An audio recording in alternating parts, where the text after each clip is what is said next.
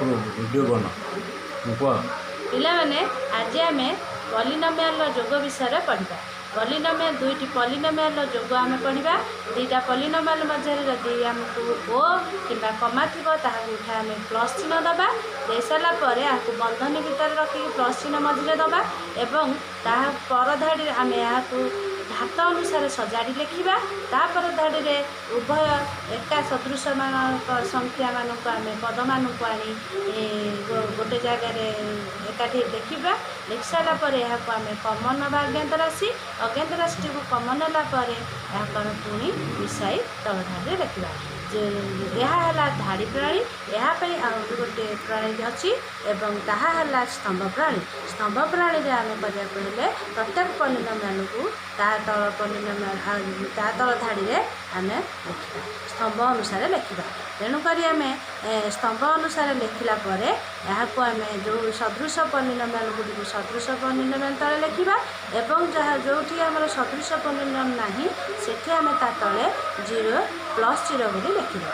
लिखि सारापर यहाँ आम कमन नहीं पुणी आउ थे कमन नवा नने भी चलो। यहाँ आम वास्तव संख्या गुड़ी अनुसार आम मिश्रण फेड़ाण कर आम पूर्व शिखीचे अष्टम श्रेणी में किपर भाव में जोग वियोग कराए।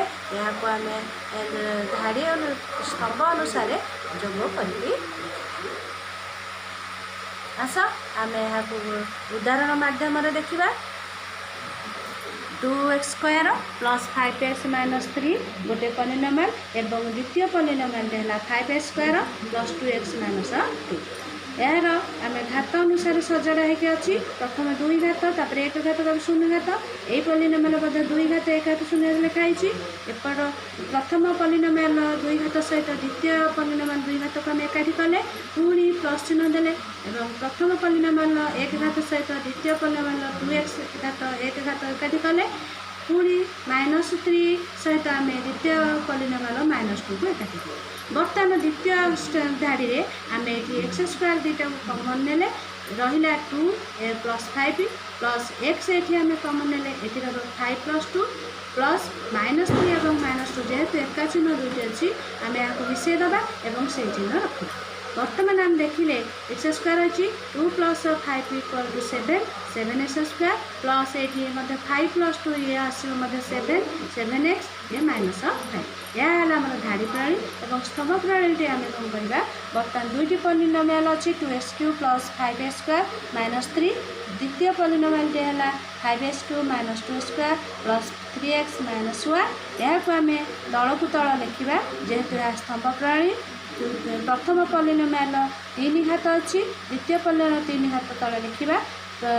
तापर 2 घात अच्छी द्वितीय पॉलिनोमियल पुणी 2 घात ता तले लिखा एवं द्वितीय पॉलिनोमियल आम 3x अच्छी जेहेतु यार एका सदृश पद ना तेणु ताकू आम से भाव लिखा।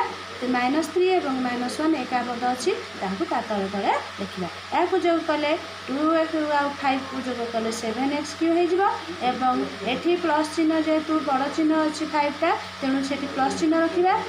5 -2 आसले 3 आसो 3x स्क्वायर एटी आसला जेहेतु 3x टा तार एका सदृश ना तेणु सी सेमती रहा और -3 और -1 से -4 यही भाग आम पॉलिनोमियल मानकर जोग कर आशा तुम्हें मैंने किसी शिखी एवं यहाँ आम घरे तुम निजे निजे प्राक्ट कर जहाँ न आस तुम्हें आमको माध्यम ऑनलाइन माध्यम पचार।